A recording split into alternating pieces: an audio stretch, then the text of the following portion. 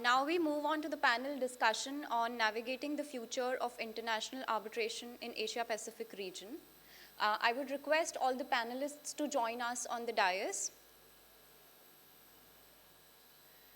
I would request our moderator also to join us on the dais.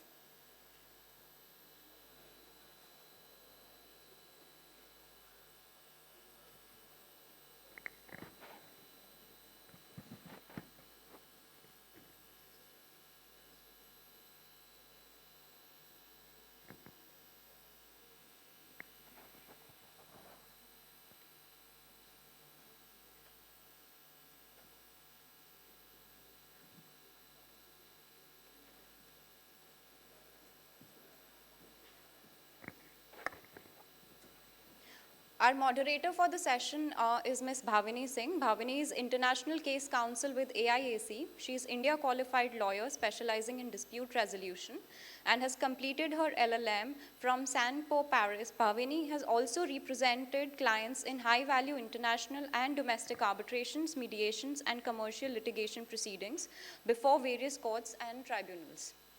Our panelists are Chu Yin. She's worked as a QS for about 10 years in Malaysia. She then worked in a local claims consultant firm for about 4 years while studying law. After that, she worked in a law firm which specializes in construction dispute. She is now the head of legal services with AIAC. Our second panelist is Dr. Harald Sippel. With over 10 years of experience in Asia, he facilitates business dealings in Malaysia and Southeast Asia region at large. He heads Screen's European desk. He is admitted to practice in EU, Austria, and as a foreign lawyer to the Malaysian bar. We have Mr. Mrinal Jain with us. He's the Managing Director, Secretariat's Economic Damages and Valuation Practice. His primary area of focus is quantification of damages, claims, and losses involving complex economic, financial, and valuation issues in domestic and international arbitration matters, including investment treaty arbitration cases. He is recognized as one of the leading expert witnesses in international arbitration Who's Who Legal in arbitration 2019, 2020, 2021, 22, and 23 lists. He heads the firm's India practice and is an economist from St. Stephen's College, Delhi. Our next panelist is Mr. Abinash Barik. He is co-founder and partner of Finvest Legal, law firm based in New Delhi, India, and he specializes in arbitration, mitigating risks, and corporate advisory, investigation, and litigation. He has worked in various jurisdictions such as India, UK, Germany, and Malaysia, working at leading law firms, chambers, and arbitral institutions. He was previously working as a senior international case counsel with Asian International Arbitration Center. Our next panelist is Mr. Ajay Thomas. He is an arbitrator and ADR consultant. Until recently, he was inaugural registrar and director of legal affairs at Oman Commercial Arbitration Center. He has over 20 years of experience as arbitration administrator, arbitrator, advocate, and law professor. From 2009 to 2016, he was director and founding registrar with London Court of International Arbitration, India, and also a member of its board of directors. Prior to joining LCIA, served as counsel with Singapore International Arbitration Center and also with Singapore Chamber of Maritime Arbitration. He is a member of ICC Commission on Arbitration and ADR, Paris, and is immediate past vice chairman of ICC Court of Arbitration's India Arbitration Group. He also serves as national correspondent for India to UNCITRAL Cloud System. I welcome all the panelists, and can we have a huge round of applause for the panelists and the moderator? I'm looking forward to hear their perspectives, and now I hand over the mic to Bhavini. Hi, so as you're aware, the theme of our session is twofold. We are going to focus on discussing the future of international arbitration in the Asia-Pacific region, as well as exploring the AIAC rules and Malaysia as a preferred seat of arbitration. As I'm sure you're aware, the Asia-Pacific region is emerging as a hub for international commercial arbitration for various reasons, amongst others including the fact that there has been sustained and significant economic growth in the region. One of the inevitable consequences of such growth is the expansion of businesses across these jurisdictions, which in turn, of course, results in an increase in the number of disputes from the region as well. Accordingly, my first question is to Mr. Thomas, and which is that, Mr. Thomas, what do you think the landscape of international arbitration will be in this region in the future? And how can arbitration centers such as the SIAC, AIAC, as well as other centers in India, including, of course, our hosts, the MCIA, cooperate with each other for their mutual benefit? Thank you, Bhavini. I think that's a very interesting question. First of all, let me say that I'm not Tejas Karya. You must have been expecting Tejas Karya to be speaking here. Sorry to disappoint you on that front. Tejas sadly could not make it here, so I'm stepping into the large shoes of Tejas, and I hope I can do justice to that role which has been cast upon me.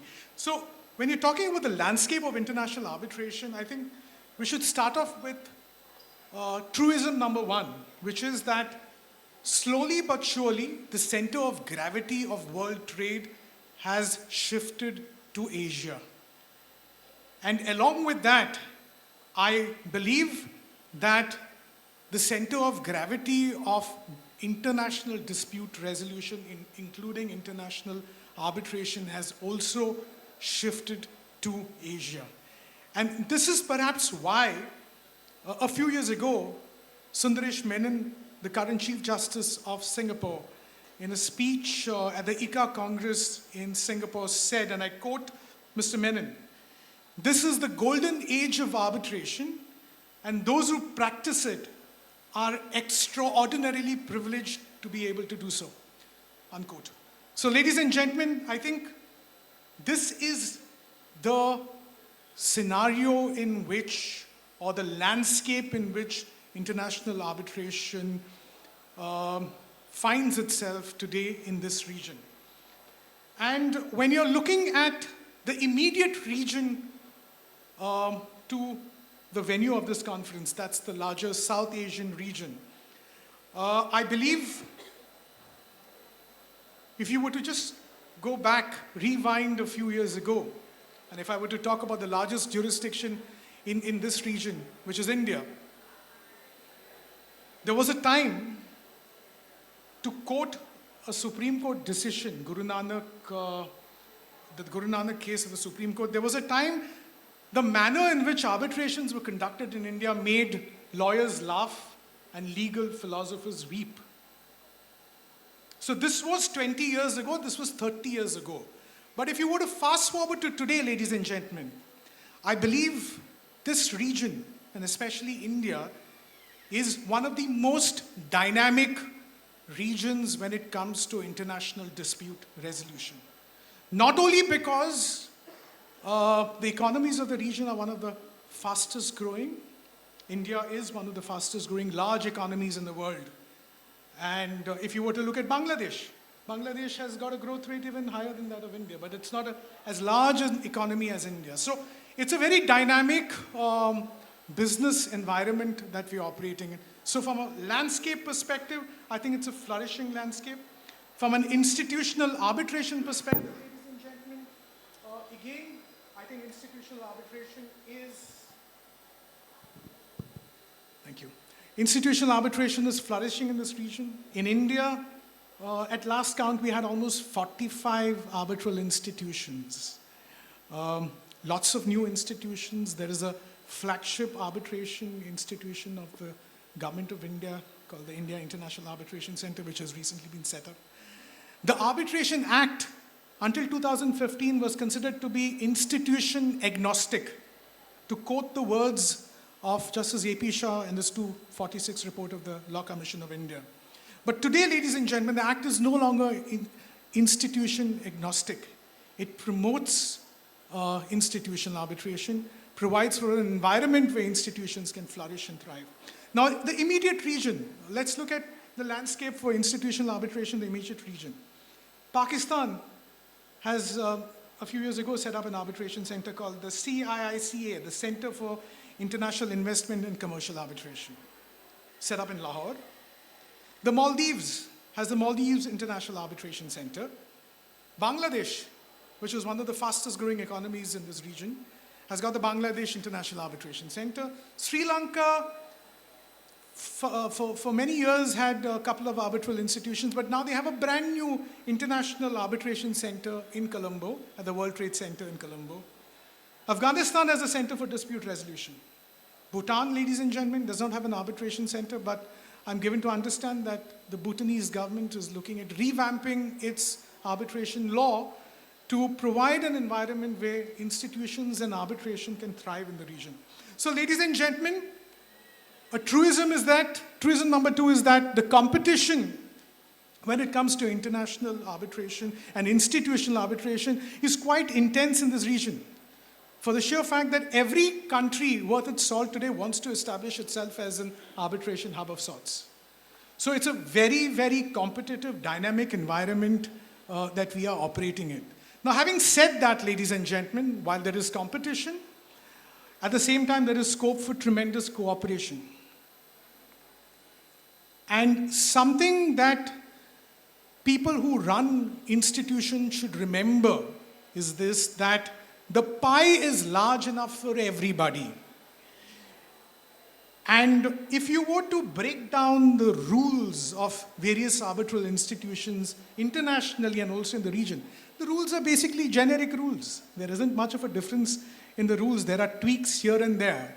But in reality, the DNA of arbitral, the institutional rules are pretty much the same.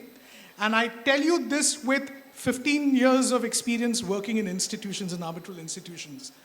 So what matters, ladies and gentlemen, in differentiating institutions is the quality of the men and women who man these centers and the quality and the robustness of the processes that each of these centers have. So having said that, competition is there, competition is good, it makes institutions provide better services, but at the same time, we must remember, people who run institutions, that there is tremendous scope for cooperation. How do you cooperate? There can be protocols, for example, which can be developed between institutions to look at things like consolidation. You know, similar contracts, but which have different arbitral clauses. There can be consolidation protocols between institutions. You can follow the PCA model of cooperation. The Permanent Code of Arbitration, for example, has a very is a model of fantastic cooperation in the field of institutional arbitration, where the PCA actually appoints other institutions as appointing authorities. So, for example, the PCA in an ancestral rules arbitration wants to appoint an arbitrator in Kuala Lumpur. The PCA acknowledges the fact that it might not have access to the best exposure and directories of arbitrators in Malaysia. So it will in turn appoint the AIAC as an appointing authority. And as a matter of fact, when I was running the operations of the LCIA in India, the first case which came to be referred to the LCIA in India was actually a PCA appointment case where the seat of arbitration was in India under the UNCITRAL arbitration rules. So ladies and gentlemen, these are ways and means which institutions must cooperate with each other. People running institutions must remember that the pie is large enough for everybody. It's a market which is dominated by ad hoc arbitration. So that's what you need to remember. Your competition is not the other institutions. Your competition is ad hoc arbitration. Let's look at India, for example. 80% of our market is ad hoc. So institutions should come together in forums like this and promote the virtues of institutional arbitration as a process and widen that pie. Keep eating on to that, that ad hoc pie, and then in a few years you'll realize that your caseloads have increased exponentially. So these are the two, there's a few thoughts that I thought I'll share with you on the question that you put to me, Bhavini. Thank you.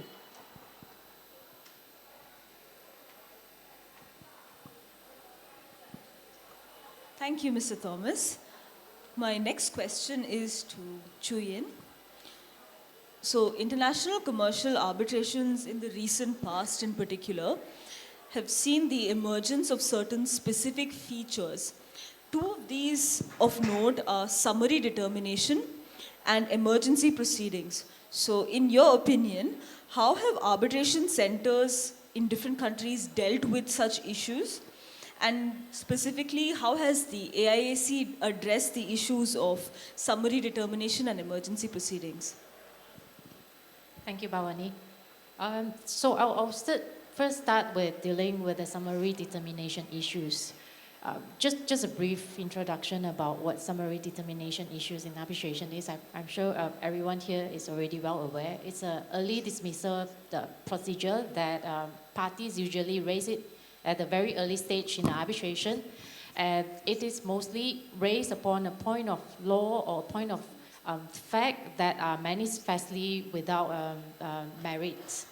So when the AIAC were drafting the latest 2023 rules, we were actually contemplating whether we should include the summary determination procedures in our rules. Because as you may aware, the UNCITRA arbitration rules, they do not have a express provision to deal with the summary determination. So I would like to go back a bit on the deliberations that UNCITRA has discussed on whether or not to include such a procedure in the rules. They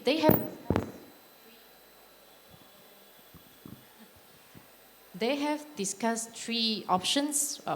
The first option is they don't include any rules in the UNCITRA arbitration rules, but just to include a guidance notes. So the guidance note will serve as a similar purpose because they refer to Article 17 sub 1 and 34 sub 1 where the UNCITRA rules recognize the broad discretion of the tribunal to conduct the proceedings, and also the arbitral tribunal is empowered to award separate awards on different issues at different times. So the second option that the UNCITRA was considering is to have a simple and generic rules to deal with summary determination followed by the commentary. And the third option that they were considering is a very detailed rule, step-by-step procedure, and to fix the timeline. And the UNCITRA has adopted the first option where they have published the notes to the general rules, but the AIAC has adopted the second option, which we have a simple, generic, only two rules on the summary determination. The main reason is because as an institution, there is a need for us to determine the cost when, in the event that the summary determination happened to dismiss the whole arbitration proceeding. We have an issue last time in the earlier days where we always face the situation when the tribunal has determined that the arbitration proceeding is terminated. So then the question would be, what would be the cost of the arbitration proceeding? Some of the tribunal, they actually claim for the whole arbitration fees, which is very unfair to the parties because summary determination is just at the very early stage of the proceeding. So that's when the institution like AIAC, we can step in and determine the reasonableness of the cost, as well as to justify the time that is spent by the arbitrator in dealing with the summary determination issue. And the second reason for us to include the summary determination the rules in our 2023 rules is because some of the parties or the tribunal may not be familiar with summary determination power that they have. So by including that rule into our 2023 rules, it makes it clearer to the parties as well as the tribunal that they have such a power and they have such a right to refer to the tribunal. And I'll move on to the next issue, which is emergency proceeding that Bhavini has mentioned. So the emergency proceeding was firstly adopted by the International Center for Dispute Resolution, which is known as the ICDR since in 2006. This was a very long time ago. Then thereafter, there are other institutions which adopted the same proceeding, like AIAC, the ICC, and the Institute of the Stockholm Chambers of Commerce, and SIAC also have a similar emergency arbitration proceeding. And this usually happens before the arbitral tribunal is appointed, and it deals with a very emergency interim decision that requires emergency action. In the rules, what is required is that the center will appoint within 24 hours when there is such a request for emergency proceeding, and then the emergency arbitrator will then determine the issue within 2 weeks from the date of the reference. So the question is, why do we need an institution rather than an ad hoc arbitration to deal with emergency issues? The first point would be, in order to appoint an emergency arbitrator, it requires consent between both parties. So the issue may arise when one party is urgently needing a decision on an emergency process, but the other party would not be happy with such a request. So there will be a delay in appointing the arbitrator in this sense. So that's why institution rules would overcome this kind of difficulty in this event. And the next most important reason is also the quality and the qualification of the emergency arbitrator. As an institution, when a party refers to an institution on a certain issues on emergency proceeding, for example, they will usually also give the center the criteria that they want as for an arbitrator. And then the respondent will then also give out some of the criteria. And with that one, we will have the discretion, the director of the AIAC would have the discretion to then determine a suitable arbitrator. With this criteria and with someone stepping impartially to determine a suitable arbitrator, this would be beneficial to the parties in the proceedings as well. And yeah, that's my point of view. Thank you, Bhavini. Thank you, Chu Yin. My next question is to Professor Harald Sippel. So, while we're on the topic of AIAC, could you please explain the infrastructure that is created by the AIAC for the conduct of international commercial arbitration, and also shed light on the nature of services, since the issues relating to enforcement of awards do arise in various jurisdictions? Could you please explain the legal system in Malaysia, as I'm sure the audience would also like to know to what extent it is compatible with the legal systems of other countries in the Asia-Pacific region, as well as India in particular? I'll be happy to, Bhavini. Ladies and gentlemen, you may be wondering, what on earth is this person doing here? And that's me. Why is there someone who is clearly not Malaysian who is supposed to explain to you the advantages of Malaysia and generally how the AIAC works? It may look very strange, and I appreciate that, but please don't look at your phone yet and listen to me for 1 minute, and I believe I have you convinced why I have a few things, intelligent things to say about this. Yes, I'm not Malaysian, I'm Austrian, not even from this continent, I'm from Europe. But I've been living in Malaysia for the last 5.5 years, and initially I was the AIAC's head of legal services. So I know the institution very well. I now practice in the largest Malaysian law firm. I know the country and the legal system very well. Now, on the legal system, sticking to that, and as someone who has fallen in love with Malaysia over the last years and sees more and more discontent in the region, by region I mean South Asia, Southeast Asia overall, with the hefty prices you have to pay when you go to Singapore. I have good news for you, because I believe Malaysia is a viable alternative to Singapore. Maybe not in those matters, in those contracts where the stakes are super high, because maybe that's when there is less room to try out something else. But generally, yes, absolutely. Now, why do I say that? The most important reason, as I see it, is that a lot of the Malaysian law actually stems from Indian law. You look at our Contracts Act, and by our, I obviously mean Malaysia, not Austria, where I'm from originally. You look at the Malaysian Contracts Act, and it's based on the Indian Contracts Act. So if you have a contract that's governed under Malaysian law, a commercial contract, and you will have to rely on the Contracts Act and not just the provisions in the contract, you will very much feel at home. Decisions by Indian courts are persuasive in Malaysia. They're not precedents, yes, but they are persuasive.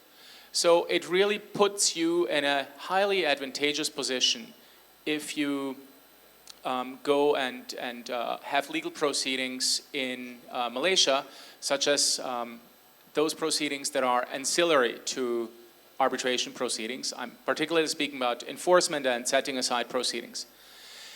I must admit, when I came to Malaysia in early 2018, I had some reservations. Above all, as you may know, there is this stereotype or this prejudice that Malaysia is very relaxed, very slow.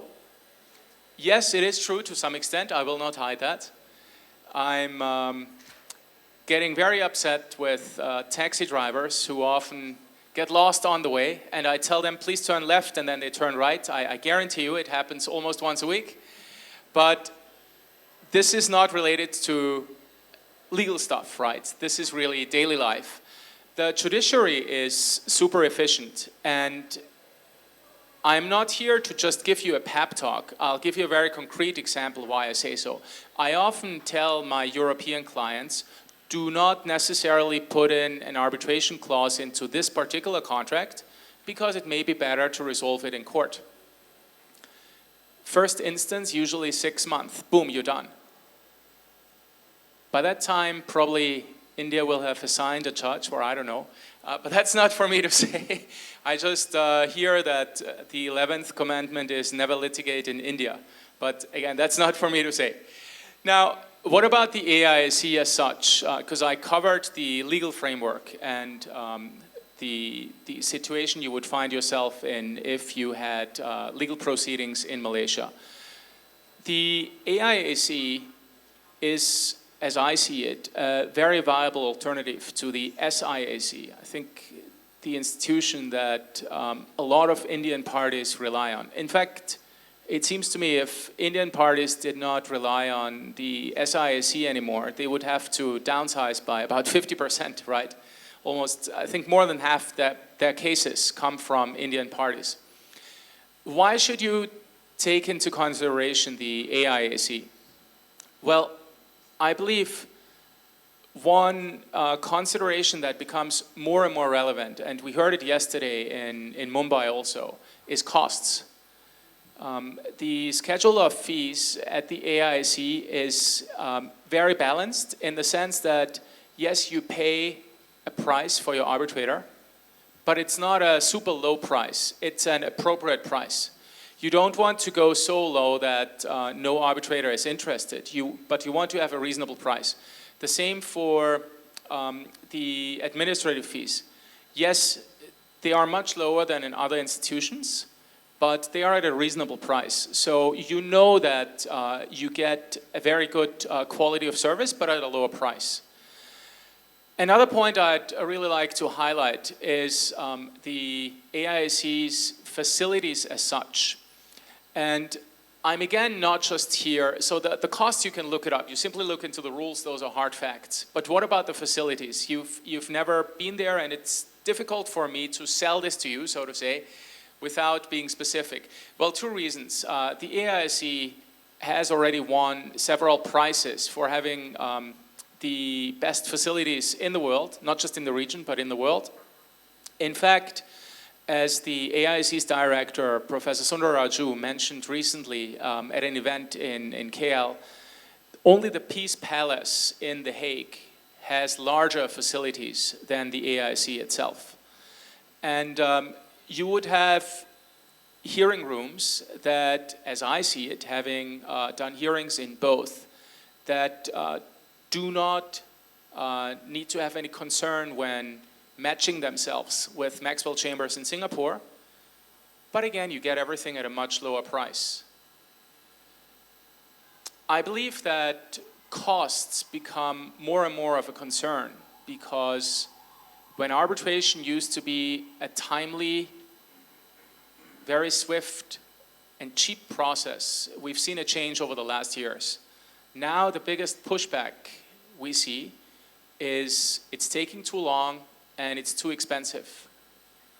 I believe the AIAC is a very viable alternative to address these concerns.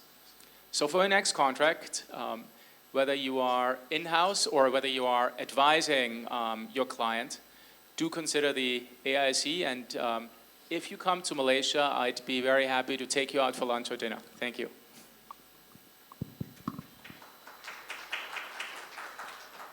Well, with the permission of the moderator, I'd just like to add a little bit to what Harald said about the costs. Having had the opportunity of studying, living, and working in Singapore, I must say that from a cost perspective, when you move across the border from Singapore to Malaysia, the cost literally halves. So that's something that you need to keep in mind if you're considering Singapore versus Malaysia. Or maybe it's lesser now. It's actually 1/3 by now. The ringgit has been not really doing well, which is very bad because I receive, everything I earn is in ringgit, but some of the expenses I have are in euros, so it's very painful at the moment. So this is why I know quite well that it's 1/3.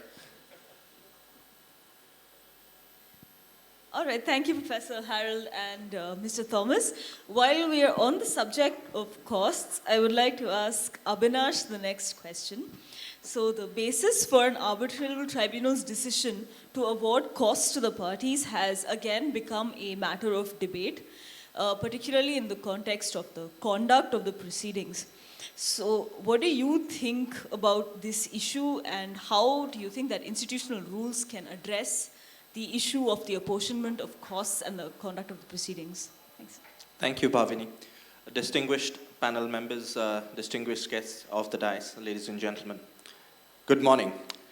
For others who didn't have the exposure shots.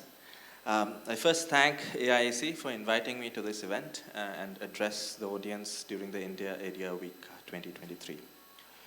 And it's actually a pleasure speaking in one forum where we have a gathering of arbitration practitioners, academics, and students. Now, this issue, which we discussed about the costs of arbitration, we need to look at it from a broader perspective. And when we look at it from the broader perspective, we need to look at it not only from the arbitral tribunal's perspective, but also the role of courts in arbitral disputes. Because finally, whether you will get your costs or not, it depends on the seat of the arbitration or, in the alternative, the enforcement jurisdiction. As you all know, when parties choose arbitration, that option itself is an opt-out from the default mechanism of going to national courts. Now, this opting out, however, is not for all seasons and all time. The court plays a critical role in the arbitral process itself at various stages. And in that context, what we need to know is sometimes the role of the court is setting the boundaries of the arbitration. Or second, when the court supports arbitrations through interim orders or vice versa, recognition of martial awards. And of course, at the end, the court's role in setting aside and enforcement of awards. In that context, this relationship between the courts and the arbitral tribunals has been very pointedly stated in the book of Redfin and Hunter of International Arbitration, where they described this relationship, and I quote, between forced cohabitation and true partnership, unquote. And in the words of Chief Justice Sundarishman from Singapore, he states, quote, despite arbitration's root in parties' choice, our national courts remain the final gatekeepers of the legal fitness of arbitral awards and processes. With that context, when we look at costs of arbitration, we need to understand that the arbitral tribunal's authority to allocate costs can be addressed in three factors. The first is the applicable law. The second is the agreement of the parties. And the third is the applicable rule of the arbitration. For today's forum, I would be limiting myself to the AIAC arbitration rules for the third part. Now, when we are looking and deciding on cost allocation, we need to understand it's broadly two approaches. All right. The first, which most people know, the loser pays, or costs follow the event approach. This is a very English-centric approach, under which the losing party compensates the prevailing party or the winning party for the cost that it has incurred. And when you look at the American approach, it states you bear your own costs or pay your own way. And this approach ensures that each party would bear its own legal costs and its proportional share of arbitration costs. Now, before I go into what costs are under the AIAC arbitration rules, just to give context, I'll just quickly refer to factors that arbitral tribunals take in, very briefly. They look at the relative success of all issues which are presented in the matter. 2, they look at party conduct and whether proceedings have been conducted in efficient and cost-effective manner. And 3rd, what are the nature of the costs? And in that way, when we look at costs and time efficiency, just to give you context, the 2021 survey of Queen Mary with Whiten case, it states in one of its findings that 60% of arbitrators and 51% of in-house counsels favor limiting of length of written submissions to ensure that arbitrations are cheaper and faster. Just one of those findings. Now let us move to the AIAC rules that we discussed.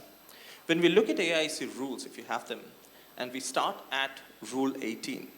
Rule 18 specifically states that the term costs as specified in Article 40 shall include the expenses reasonably incurred by AIAC in connection with the arbitration, the administrative fees of AIAC, as well as costs of facilities made by AIAC under Rule 13.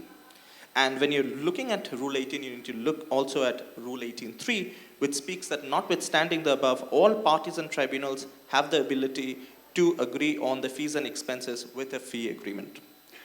Before I move to the unsatral part of the rules, we will go to the first part, which states that when you understand AIAC arbitration rules, the AIAC arbitration rules include in the introductory provisions of Rule 1, which states the arbitration rules consist of AIAC arbitration rules and Part 2 unsatral arbitration rules as revised. And in that context, we go from Articles 40 to 42 of the unsatral rules. And here is the crux. Now, what are costs, which we discussed? Article 40, term costs includes the fees of arbitral tribunal to be stated separately, the reasonable travel expenses, reasonable costs of expert advice, who we have here on my left side out here, and other assistance required by the tribunal, reasonable travel and other expenses, legal and other costs incurred by parties in the arbitration. To the extent, it's important here, the arbitral tribunal determines the amount of such costs is reasonable. And this is where the entire game revolves around. And of course, at the end, any fees that the appointing authority may refer to.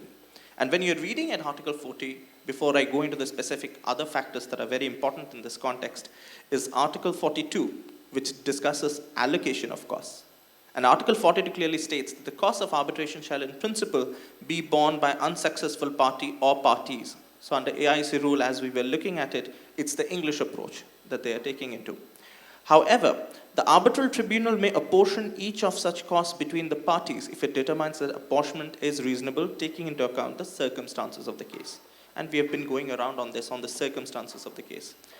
Before I go to that specific circumstances, just to give context to that, I would also refer to Article 9.7 of the IAW rules of taking evidence in international arbitration, which specifically states that it permits the tribunal to order costs against a party that fails to conduct itself in good faith in taking of evidence.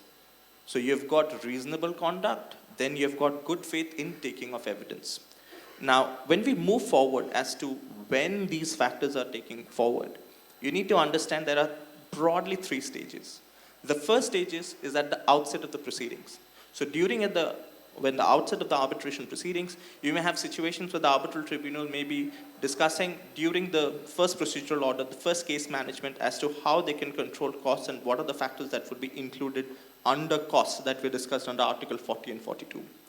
The second is during the proceedings in a way where arbitral tribunals issue partial awards in which they take into account and protect the remedies that is there for the parties. And of course, at the end of the proceedings, when they render the awards, taking into account the final decision on costs of arbitration. Just to end on what are those factors where the reasonableness context needs to be taken into account, First, you need to look at, and just to give a timeline, there are just 5 factors broadly. The first one is agreement of the parties. As you know, the very nature of you entering into an arbitration is through that arbitration agreement, be it submission later or the original agreement. So whether the costs of the arbitration are in line with the arbitration agreement or the submission agreement, what are the institutional rules as we looked at from 40 to 42 of the UNCITRAL rules read with Rule 18 of the AIAC rules. The second part of it is the procedural order. So arbitration has commenced, procedural order number 1 kicks in. What was it that was agreed between the parties on procedural order number 1 in relation to costs? Whether there will be different submissions as to or hearings as to the costs. Then you have to look at additional guidelines and the applicable law, of course, and also at times cultural expectations, especially when it's an international arbitration. That's the first part, arbitration agreement. The second part is the relative success and failure of the parties. And that is where it is. How do you generalize that? The third is reasonableness of legal and other costs incurred by the parties. Why? Because it involves 2 factors, costs which are proportionate to the monetary value, and the second is costs are proportionate and reasonably incurred. And this is very reasonable is, in my experience, in one of the matters at the AIAC, we actually had a certain situation where during cost submission, if I may put numbers, the respondent's side value if was, let's say, 2x, the petitioner's value in terms of costs of arbitration was almost 12x. And they were actually justifying it through different submissions, and they were back and forth. And that is where this factor also comes in. The last 2 factors being the proof of cost which is submitted by the parties and how the tribunal can actually determine based on that proof and how they have determined and allocated those costs. And the last being the improper conduct and bad faith of the parties. And this is very important because when you're looking at improper conduct, it needs to include improper conduct in procedural steps, improper conduct in conducting and taking of evidence as per the IBA evidence rules if IBA is opted in, false witness or expert evidences which are not in line with the due process of law. You've got false submissions to the tribunals, and of course, lastly, lack of professional courtesy, unsubstantiated fraud allegations, and unprofessional behavior. I think that's from me on the broader context of costs of arbitration. Thanks, Bhavini. Thank you, Abinash. While we're still on the theme of costs, I would like to ask the next question to Abinash and Chu Yin. Another much debated topic in relation to monetary allocation is the question of third-party funding and whether or not disclosures are important in this. What are your thoughts about these issues? Thank you, Bhavini. Just to highlight to everyone here that we have put up the QR code for our Arbitration Rules 2023. So while the panelists are discussing, maybe it would be more helpful if you have the rules on hand that you can refer to. So third-party funding is included in Rule 12 of our 2023 rules. And there are 3 main reasons that why we decided to include the disclosure of third-party funding in our rules. The first issue is that in Malaysia, we do not have a regulatory to deal with third-party funding. So there are other jurisdictions who has such a requirement that impose an obligation on the parties to disclose third-party funding. That's why there are differences between the legal system in different countries, and hence that's the reason why we include such a clause in the rules. And the second reason is that the disclosure of the third-party funding may be very important for the arbitrator or the tribunal to determine whether there is any conflict of interest, because that would, in fact, the impartiality or the biasness of the arbitrator. By knowing who is financing the proceeding, that would help to ensure that the arbitrators are free from any undue influence. And the third reason that we considered is on the part of the enforcement of the arbitration, the award. Because some of the jurisdictions, they have requirements on the disclosure of third-party funding before they can enforce the arbitration award. As such, we have include such rules in our 2020 rules just to cater for this situation. And yeah, would you like to say? Thank you, Chu Yin. In terms of the rules, I think one of the critical points that we need to address is when it was first included in. And when I was there between 2019 and 2022, that was the first time that we actually included in the previous version of the rules third-party funding. And to give more context, in a matter of A versus B, there was a certain allegation where the concerned arbitrator was challenged. And this specific issue came in where one of the grounds of the challenge was the non-disclosure of third-party funding, which was not there under the 2018 rules. Just to give you a background on how third-party funding disclosure first came about. After the 2021 rules, the present rules, which is the 2023 rules, and when you're looking at it, you have to read it from the context of not only the arbitration rules, but the UNCITRAL rules. So Rule 12, which specifically deals with third-party funding, it addresses a very interesting point, that the party that is funded by a third party in relation shall disclose the existence of the funding and the identity of the funder. Part 2, 12.2. The declaration shall be repeated along the proceedings until its conclusion, where supervening facts so require as upon the tribunal or the AIAC. And when we are looking at these contexts of disclosure, we need to understand that there are two other grounds. The additional powers of the arbitral tribunal to conduct the arbitration under the AIAC rules, and also you have to look at the powers of the arbitral tribunal under the UNCITRAL rules to conduct arbitration proceedings. And when we look at those things, especially in Article 17, which specifically states the arbiter may conduct the arbitration in such matter, so and so, be treated, and shall conduct proceedings to avoid unnecessary delay and expense, and fair and efficient process for resolving the parties' dispute.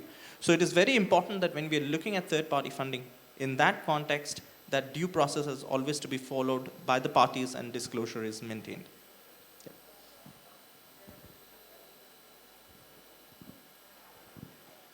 Thank you so much, Chu Yin and Abinash. I would now like to ask Mr. Mrinal Jain, what do you think is the role of experts and expert witnesses in ensuring optimal outcomes in arbitration proceedings? Thank you, Bhavini. I'm grateful to AIAC, Datuk Sundra Raju, and MCIA for inviting me for this panel. A very good afternoon to all of you. I noted that my colleague Abinash referred to my name when cost efficiency was being talked about. So I just would like to clarify that what he means is that we as damages experts are very cost efficient. We are reasonable as compared to the value addition that we bring onto the table. I hope that's what you meant, right? Thank you so much, Abinash, for endorsing that. So before I begin, I would like to clarify that I'm not a lawyer. I'm an economist. I went to St. Stephen's College in Delhi, so I am Delhiite partly. And I'm a financial damages and valuation expert. And our role becomes very critical in arbitrations in terms of substantiating and arriving at a reasonable value of claim to assist the tribunal members in understanding some of the technical issues in assessment of these claims.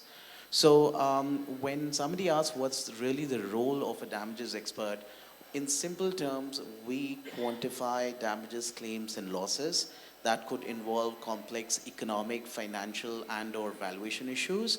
And we assist the tribunal. Our overriding duty is towards the tribunal, regardless of which party appoints us, or even if the tribunal directly appoints us.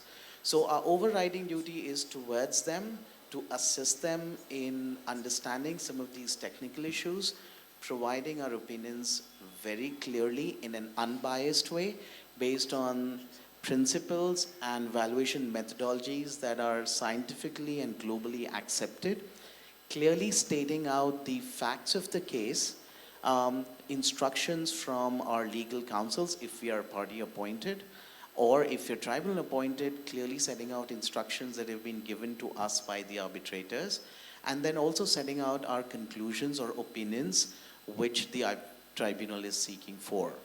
Now, there are various types of experts, and there's an interplay between those experts that can happen in large infrastructure disputes especially. I have my colleagues here who's a delay expert actually from Singapore. So normally when you look at infrastructure, large complex construction disputes, there could be issues related to extension of time, and therefore you require delay experts who could opine, who could do a very detailed delay analysis and assist the tribunal in arriving at the total number of delay days, and also trying to identify those delays are attributable to which party, right? Which is the point of contention in such kind of matters. You then have quantity surveyors who are again civil engineers who would opine on the bill of quantities, who would opine or would carry out a forensic review of the underlying supporting documents to substantiate the quantum of liabilities being incurred. And then you have economic damages and valuation experts like me who would opine on various heads of claims such as reliance damages, expectation damages, or disgorgement benefits, which are sort of non-compensatory damages, which you often see in cases of infringement of IPR, trademark, or breach of non-compete or exclusivity clauses sort of situations. So when you ask about the role of a damages expert, what's important to understand is that while we may be appointed by either of the parties, and therefore we are governed by the engagement letters that we sign with the clients, we are governed by the confidentiality clauses in those engagement letters, we basically carry out the damage assessment as per the instructions given to us by our counsels, with an overriding duty towards the tribunal to provide an independent, unbiased opinion on the subject matter, clearly stating out what are the facts of the case, clearly stating out the instructions, the assumptions that we have made, and the conclusions that we have made. Thank you. Thank you, Mr. Mrinal. And in furtherance to this, we also see a trend of technical professionals and damages experts and other valuation experts being appointed as arbitrators as well, in addition to their usual roles. So what do you think are the advantages and challenges of technical professionals who sit as arbitrators on panels? And how do you think having a more diverse panel would be better for parties to resolve their disputes? Sure. I could only think of advantages of having a very diverse tribunal. As I said, there are several large, complex infrastructure construction disputes where having a civil engineer as one of the arbitrators would be extremely beneficial. Or if it's an extremely complex maritime dispute or a telecom dispute where a telecom or a sector expert, if he or she is one of the arbitrators, it would be very helpful to get those technical inputs. Of course, there are caveats around that. I mean, if you're dealing with technical experts, for any technical person to become an arbitrator, he or she should be impaneled with the AIAC rules, with the AIAC procedures. He or she should be very familiar with the legal and procedural aspects of the arbitration as per the AIAC rules, which AIAC supports, is what I understand. The thing is that for these technical experts to come on board as one of the arbitrators, they should be impaneled, they should be qualified to be appointed as an arbitrator, and that could be one of the limitations, I would say. I mean, they would have to go through those procedures and get impaneled. Another practical challenge that I see is, usually if it's a sole arbitrator case, I don't think parties would agree to appoint any arbitrator who would be a non-lawyer. Even if it's a 3-panel arbitrator, the challenge is which party would agree to give up their choice of appointing a lawyer as an arbitrator versus a technical expert as an arbitrator. So these are some of the practical issues that I've seen in my professional career as a challenge. As an alternate, what I definitely see, a tribunal-appointed expert can be a good option to address some of the issues at the first place why you want a technical expert as an arbitrator. So if the tribunal feels that the party-appointed experts have failed to provide an independent, unbiased opinion, they always have an option, and that is again allowed under AIAC rules, they always have an option to appoint a tribunal-appointed expert who would then assist the tribunal directly in arriving at some of these conclusions on the technical issues. Now, these technical issues could be wide-ranging, and some of the claims and damages that I've seen in the Asian international arbitration scenario are either reliance damages or, sort of loss of profit cases. Some of the wasted costs under reliance damages I've seen have been very complex. There have been overlapping issues of costs. And again, you need a quantity surveyor or you need a damages expert who could actually review these underlying thousands of documents, could be invoices, purchase orders, to substantiate the quantum of liability incurred. Again, in alternate, I've seen expectation damages under the principle that if the contract would have been fully performed, and the parties would have fulfilled their obligations, the parties would have earned a certain amount of profits in future, and those profits are lost either because of contractual breaches or wrongful terminations. So you definitely need a valuation expert to arrive at that loss of profit figure, which is calculated as the difference between the counterfactual but-for scenario and the actual scenario. So how robust your counterfactual scenario is, whether it's reasonable, reliable, and credible, the tribunal wants to understand that. It's not easy to project future cash flows emanating out of a contract. And that's where experts like us come into the picture, where they help the tribunal in understanding that this is the counterfactual scenario, and in absence of the breaches, but for the breaches, this is how the parties would have earned their profits over the remaining life of the contract. And that is where they assist the tribunals in arriving at a reasonable figure of these loss of profits. So again, what's important is that if the parties fail to appoint one of the arbitrators as a technical expert, they always have an option under the AIAC rules to appoint a tribunal-appointed expert who could then assist them in arriving at a reasonable figure of the claim. Thank you. Just quickly adding on the legal side, and this is one banter me and Mrinal had back in Kuala Lumpur. It was a long dinner and a bigger debate with other colleagues in Kuala Lumpur on this exact point, as we were looking at other alternates to appointment of arbitrators. And following up on what Ajay had said, the pie is really bigger. Just like you've got the fight between ad hoc arbitrations to institutional arbitrations. I think one of the narratives that we need to understand and appreciate is they are arbitrators. Technical, non-technical, they are arbitrators. Once you're an arbitrator, you're appointed. And I think what we need to do generally, from the humble experience that I've had, is we need to have more and more qualified and trained arbitrators to have the bigger pool. And my reason for that is on the basis of client request, is because first, time efficiency. You won't get dates from the arbitrators for months. Once it's adjourned for ABC reasons, you won't get it. The second is, as I was emphasizing under costs, is fee agreement.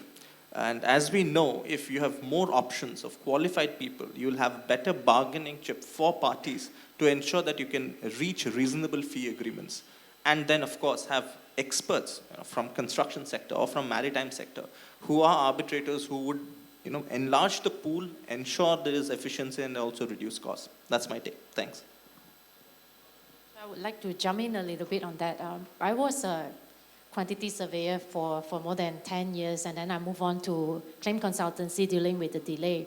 So from my perspective as a technical professional last time before I jump into the law profession, I think the difficulties that we always face is because we only have one side of the view, and that to become an arbitrator, to oversee everything, it would be quite challenging because one is because of the legal issues that the technical professional may not be as good as the legal professionals, and yeah, the other side is that the lawyers tend to, I'm sorry, I think a lot of lawyers here, they tend to confuse the tribunal, which a technical professional may not be able to be validly determine the issue.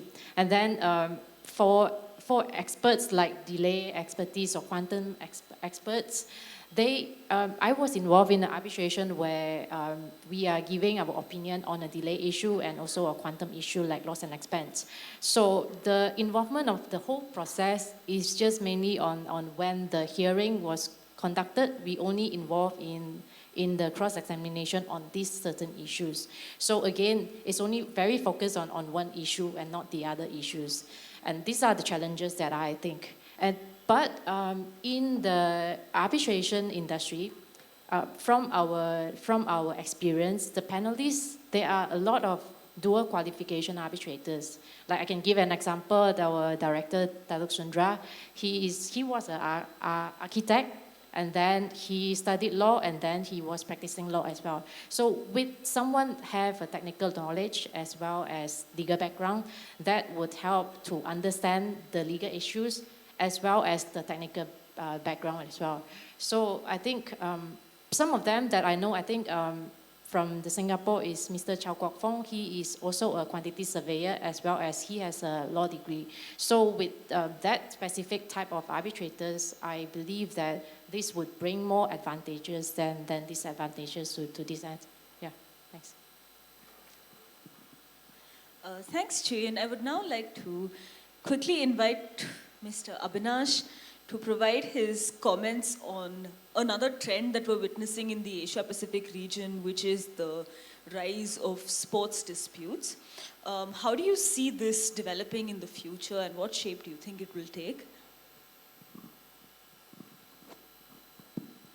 Thank you for that question, Bhavini.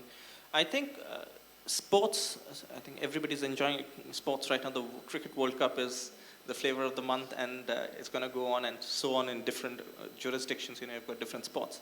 But I think one of the things, having advised people in the sports industry on commercial side and on the dispute side when I was at the AIAC, when I was looking at the sports arbitration rules, I think there is actually a dearth in recognition of sports disputes and understanding what are sports disputes.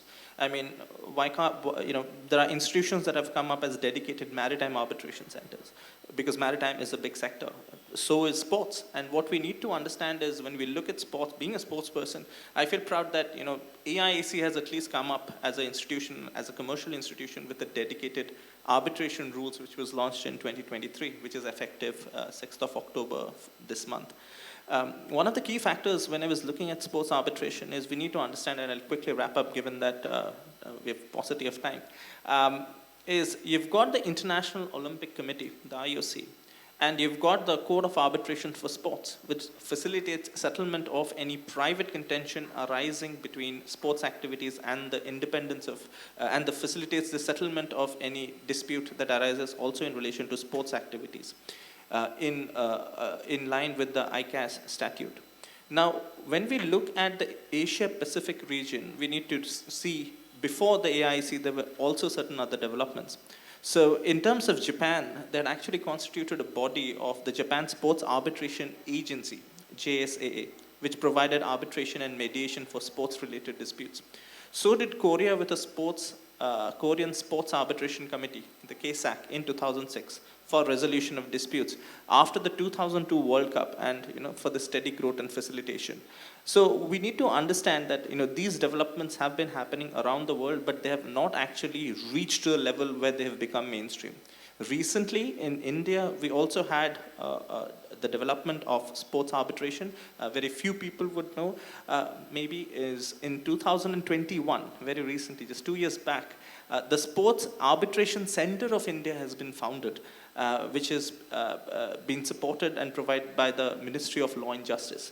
But what we need to do is ensure that there is more proactiveness. But there is one problem that I see with new institutions which would come up, is they do not have the institutional information, experience and background to run an arbitration, which is from day zero, if you may look at it, till the rendering of an award and all the procedural issues that come with it. And I think that is where AIAC did a very smart move, I would rather say, is with the 2023 rules, they have also launched a sectoral rules with the sports arbitration. And just quickly touch upon the only provision that really matters is Rule 1. And in Rule 1, which discusses the scope, they've kept it very broad, where they mention where, especially in 1.2, where they say the parties' agreement to refer to a sports-related dispute under the rules may be contained in the arbitration agreement.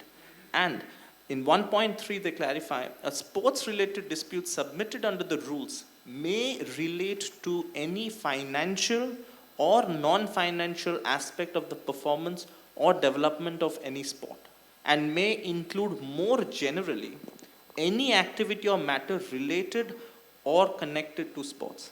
I think this definition of the AIAC, which fundamentally places the scope of sports arbitration with the experience of the institutional experience of procedural rules of the rest of the AIC arbitration rules, I think will become a game changer. And I think in the Asia Pacific region that needs to be promoted actively, especially with the growth of sports and all kinds of sports, including e-gaming sports. Thank you. Abinash, I just want to add one thing here. I've had the privilege of working on few IPL disputes in the country. And what I've realized is the value of damages and claims in such sports arbitrations could be potentially extremely high. And therefore, the stakes that are involved are very, very high. And therefore, I fully endorse your view and agree with you that there has to be a requirement for proper administration of such sports-related arbitrations, because these are huge monies and this is public money that is involved. And if you talk about especially IPL and cricket, I mean, look at their brand values, look at the stakes that are involved in those. And correspondingly, if there are wrongful termination of these franchisee agreements, there are huge loss of profit cases and costs that are involved. So completely agree with you. Thank you.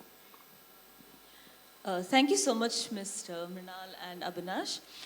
Lastly, as a question to the panel as a whole, in addition to arbitration, what do you think about the legal landscape of mediation in your respective jurisdictions, particularly with reference to the Indian Mediation Act that has been recently passed by Parliament, and in Malaysia with regard to the mediation rules launched by the AIAC as well as the Malaysian Mediation Act?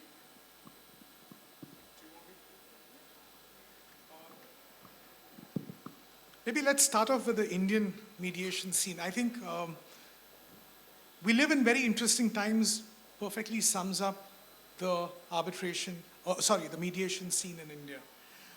Mediation, as most of you know, is not a new concept in India. It's a concept which goes to, which can be traced back to times immemorial, to the ancient epics. Lord Mahabharata, you had Lord Krishna acting as a mediator in the battle of Kurukshetra between the two warring sides. But it is joked often that despite being a mediator, he could not resolve the disputes between the two warring sides, and the war went on. Jokes apart, ladies and gentlemen, I think mediation as a concept has had a long history in India. The first codified statute which gave wings to the process of arbitration was the Industrial Disputes Act of 1947. And since then, the CPC, the Commercial Courts Act, and also the Consumer Protection Act of 2019 have actually endorsed and promoted the use of mediation in disputes. And if I were to share a little bit of statistics, there are statistics which have come out from the National Legal Services Authority for the year 21-22. And these statistics make for very interesting hearing and reading. India has 464 ADR centers, of which 397 are functional. There are 570 mediation centers, 16,565 mediators, and nearly 53,000 cases were settled through the medium of mediation. So, ladies and gentlemen, it is a given that mediation is an extremely popular method of dispute resolution in India, and I think it's only going to get more popular because in September 13th, I believe to be precise, the Mediation Act received the assent from the President of India. The Mediation Bill received the assent from the President of India and is now in force. And I believe this is a watershed moment in the history of mediation and conciliation in India for multiple reasons. One is that for the first time, this issue of there was some sort of confusion in the minds of a lot of people as to what is mediation, what is conciliation. That doesn't exist anymore because now the whole process of conciliation, mediation has been fused into this unified process called mediation. Part 3 of the Indian Arbitration and Conciliation Act does not exist in the statute book anymore, courtesy the Mediation Act. So you have a unified concept called mediation. So I had this doubt for the longest time, as to what is this difference between mediation and conciliation, because Indian statutes alternatively made references to mediation and conciliation. And if you were to look at the few salient features of this act, I would say it talks about voluntary pre-mediation, pre-litigation mediation. Enforceability of mediated settlement agreements is, I think, a fantastic provision of this new act. It talks about the mediated settlement agreement being final and binding on the parties and being executed as if it were a decree of a court of law. The act is now, is very encourative and promotes the concept of online mediation. So watch this space. The ODR, the online dispute resolution space, is going to be very, very active in India in the months and years to come. Also, for the first time, you have recognition given to the concept of institutional mediation. Earlier, it was said that the Indian Arbitration Act was institutional arbitration agnostic. Now you have the Mediation Act, again, which is not agnostic with respect to the institutionalization of mediation. So that's, again, I think a takeaway is that it appears that the future of mediation in India is also going to be institutional. And finally, it also talks about the establishment of the Mediation Council of India, which I think will be a step in the right direction, because one big lacunae in the field of mediation is the lack of centralized standards for mediators. I think the establishment of a Mediation Council of India will greatly assist in having standards for mediators. And I'd like to end with one thought, ladies and gentlemen, which looks at the merger of the roles of a mediator and arbitrator. There is a provision in the Indian Arbitration and Conciliation Act, Section 30.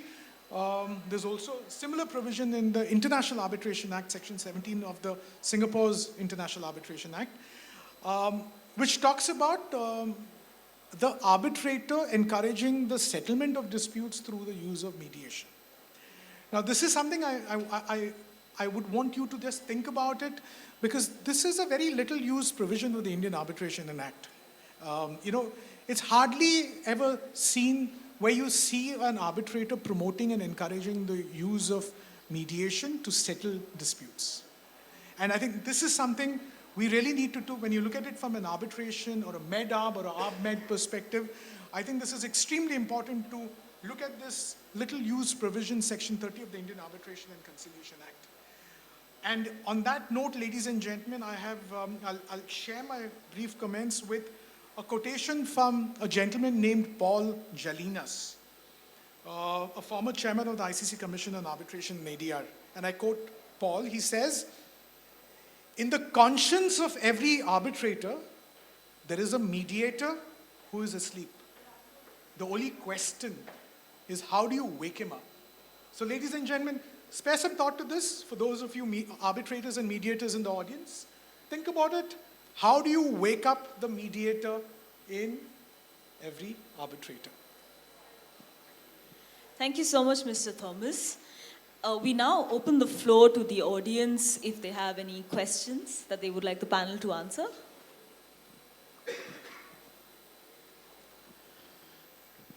Just a second.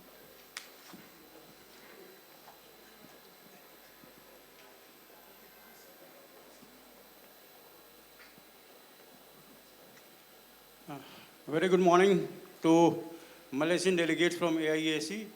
I had an opportunity to visit AIAC for twice for Viz Court Moot at Malaysia. I am only concerned about the sports arbitration, which has been started very recently. On 6th October, I have received some mail from AIAC about the sports arbitration rule. Sir, I just want to know whether it will be as per the CAS or as independent as per the AIAC sports arbitration rules, because as per the IOC mandate, Rule 59 of the IOC, it is mandatory for all the national sports federations or all the NOC to incorporate arbitration clause in their constitution. And for that purpose, in 2010, in IOC, Indian Olympic Association was banned but later on they have incorporated. But practically, it is not there. I am a sports arbitrator for CAS, and I am fighting for the sports persons in India also. The thing is that some of the emergency arbitration fees, which has been put in the rules, about 10,000 US dollar. But for the Indian sports person, I think it will not be possible, except the Premier League or something, they will be able to pay it.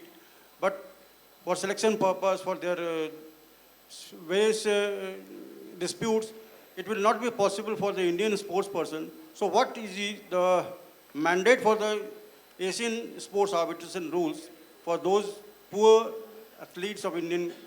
That's my question. Thank you for the question. I think I have a very short reply. Because it's an opt-in procedure, so whoever would want to include the AIAC sports arbitration rules, they can include, which you rightly pointed, through an arbitration clause, the model arbitration clause of the AIAC. So accordingly, then the arbitration would be conducted under the AIAC sports arbitration rules. If not, then of course you would have other remedies and other rules. So the specific issue where AIAC would come into picture is whether you are inserting an AIAC sports arbitration rules for the AIAC to administer the arbitration and for arbitrators to be appointed under those rules. Only my doubt is that whether it is recognized by OCA, Olympic Council of Asia, like for other things it is recognized by ICAS. But whether this will be recognized by the OCA, that arbitration has to be, because in India, cases are people are suffering from last 6 years in the High Court and Supreme Court. So I want, it should be included with the mandate of the OCA that every federations, every NOC of the Asian country should follow these things. That is my concern. I think the AIC would be in a better perspective because this has just come in October very recently. So I think we'll have to wait and watch for that. Yeah, thank you. Yeah. My name is Sushil Shankar. This question is for all the panelists, but more specifically for Ajay, because he just mentioned that it is unfortunate that in the India context, the arbitrators don't resort to mediation also. And then there was this quotation about waking up the sleeping mediator in the arbitrator. Now I understand this is fine in the context of a MEDAB clause or an ARB-MED clause, whatever. But when the mandate is purely arbitration, why should an arbitrator even think of it? You'll be exceeding your brief, wouldn't you, if you go into a domain that you would not be specifically tasked to do? I think the simple answer is two. There is an obligation cast upon you by the statute itself, section 30, which says that it shall not be incompatible with an arbitration. No, but it doesn't, it's not incompatible. Yeah. But there is no duty, there's no need to take that extra step. No, explore the options. So if you're looking at this now. Like if the parties, what you are saying is if the parties come forward and say that they want to mediate, fine, then the arbitrator. But there's no need for the arbitrator to be proactive for mediation when the mandate is not that. That's what I'm saying. Sure. So I think, where do you draw your mandate from? So you draw your mandate from the arbitration agreement, and you draw your mandate from the law, the lex arbitri. So in India and also in Singapore, the lex arbitri, there is a sort of informal obligation with the consent of the parties to which enables the arbitrators to encourage the use of mediation, other means to settle disputes. So there are two dimensions to this. One is the dimension where an arbitrator encourages parties themselves to go and try and settle the dispute. The second dimension is a little more controversial, where the arbitrator himself or herself acts as a mediator. Now, from a common law perspective, this is something a little difficult for us to digest, because the question asked is it ethical, is it right for an arbitrator to also be wearing the same hat as a mediator? For those of us grounded in the common law, this seems like a no-go area. But if you were to look at it from a civil law perspective, most civil law countries, you look at Germany, you look at even China, there appears to be absolutely no prohibition under the code, their respective codes, for a mediator, for an arbitrator to be also acting as a mediator, and it's very common to do so. So I think these are just a few short comments and answers to your query, sir. Just to add, you need to look at Article 17.1 actually, sir. It is an obligation on the arbitral tribunal to ensure and explore that they resolve the disputes in the most cost-efficient manner. That's it. Thank you. Cost efficient is different. All right, Okay. thank you so much, everyone. And I think that we have already exceeded our time. So we thank you again for joining us here today. And I think we can conclude the session here. Thank you so much. Also, before that, and as we conclude, I also invite Ms. Chu Yin to present a token to our panelists before we leave.